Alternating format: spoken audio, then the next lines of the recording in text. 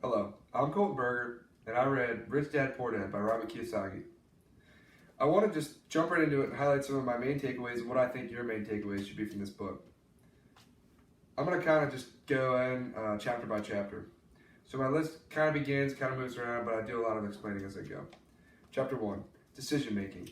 Very important and key and crucial if you want to be rich, because if you can make those on-the-fly decisions, then you're going to do very well when it comes to making those hard decisions in investing. You're the problem. You're always the problem. And don't ever think the boss is the problem, unless the boss really is the problem. And what I mean by that is don't complain, and don't complain about how much you make, especially because if you want to make more, that's on you. You shouldn't work for yourself. You shouldn't work for the employer anyways. So, education. Right here I have the Code of Learning. And as you can see, after 2 weeks, it goes through, what we learn and what we remember and how we learn, basically.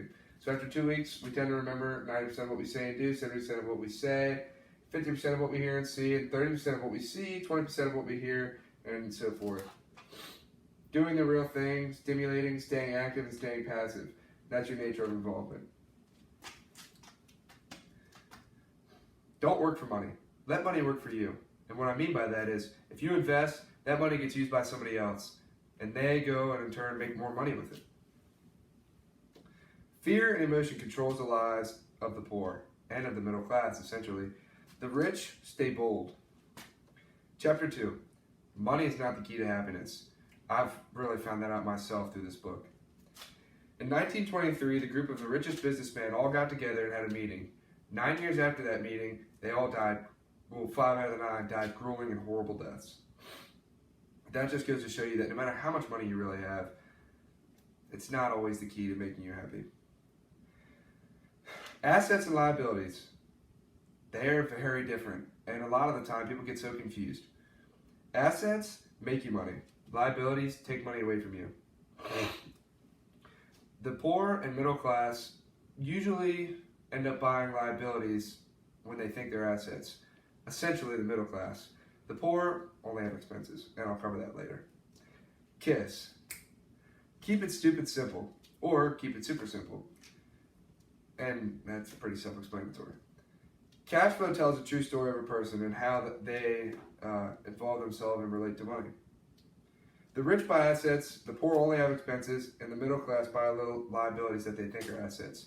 The most common mistake is that people think that their house is their main asset, when really it's a liability because it consistently costs them money. Chapter 3, mind your business. Cut rate, simple, outright, right to it. Stick to yourself, do your own business, and don't worry about what anybody else is doing because you can never, ever guess what the stock market is going to do. Chapter 4, work around the government. Learn laws to help. And essentially what that means is if you can work your way around the laws and then you can pay less taxes or pay taxes at the right times, you're going to do a lot better off. Follow these steps if you have a job or in any circumstance, really. Earn, spend, and then pay taxes. If you don't want to work, pay taxes and then spend because you leave yourself with less money. If you can tax yourself after, then you do a lot better off. Invest is the art of money making money. Very, very self-explanatory. It's just a simple definition. Money making money is as follows. Investing your money into, for example, a money market account is just letting a mutual fund or a stockbroker take your money and invest it somewhere else, and then in turn, those companies or whatever you're investing into makes more money. Chapter 5. The bold get ahead, and it's not always the smart, believe it or not. You must remain focused on developing your financial IQ because if you do, you'll be financially literate and better off in the long run. Who had wealth? Well, that's a great question. About 300 years ago, landowners was the people that held the wealth. And it's still somewhat same today, but not exactly. In the early 1900s, or the early 20th century, industry owners during the Industrial Revolution held the money. Nowadays, it's just knowledge. What you know and who you know is going to set you apart from the rest. The rich can just get rich from straight ideas nowadays. If you want to learn and you want to go far, you must have the inspiration to do it because if you don't, you're nothing but a rock on a log, worthless. The most powerful asset you will ever have is your mind. And you have to remember that, because that is all that anybody has ever had and ever begun with, and that's what made them money. Secure investments are low interest, and you must remember that. Chapter 6. Learning a little bit about a lot is the key. Knowing a lot of different viewpoints and a lot of different understandings of a lot of different things will essentially help you in the long run. You must be able to sell, pitch ideas, get her done, as I always say. Just over broke. Well, that might sound pretty obvious to an acronym as a job. You're working for somebody else, not making the money that you deserve or that you should be. Learn from those who have done what you want to do. And if you do this, if you learn from somebody, for example, I guess I should just say this. If you want to be a plumber, who are you going to learn from? Somebody who's already a plumber, correct? And the same goes for investment stockbrokers, such as anything that you want to do to become rich. Manage cash flow, manage systems, and manage people. If you can remember to do this, your management skills will be a lot better, and that'll just help you to be pointed in the right direction of leadership.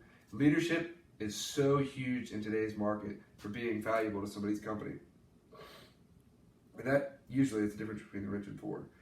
And another pretty much primary difference of the rich and poor is how they manage their fear. The poor take their fear and let it overcome them. And the rich overcome their fear and help them take, not necessarily wild investments, but help them take investments to get it done. Roadblocks. Excuse me. The primary understanding is the roadblocks to wealth and why there's so many fears to this. The primary roadblocks are fear, cynicism, laziness, bad habits, and arrogance. Very self-explanatory with an easy definition of why. Failure inspires winners but defeats losers. And winners always analyze. Take the example of riding a bike. The people who fail and the losers in life consistently would just ride that bike, fall off, and never want to do it ever again. But the winners focused, got back on the bike, and continued to do. And that follows for anything in real life, such as investing. Chapter 8. Lifetime deals require financial genius. And what I mean by that is you really have to know what you're talking about to make those huge leaps and bounds when it comes to becoming rich. People think it's easier to work for somebody, so that's why they follow the simple dogma, and that's usually how it is in the United States. People really complain, I can't do this, I can't do that. But in reality, if they would just focus and button down and wouldn't work for themselves, they could do a lot better off. Pay yourself first, and that's the power of discipline. What I mean by that is, if you understand that over the long run, taking that money and putting it away, then you'll do better.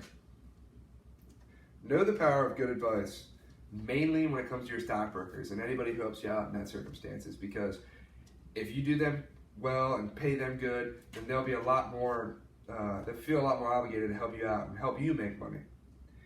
Chapter 9, I'm going to cut straight to the point. Stop and assess, find ideas, make offers, and look for bargains.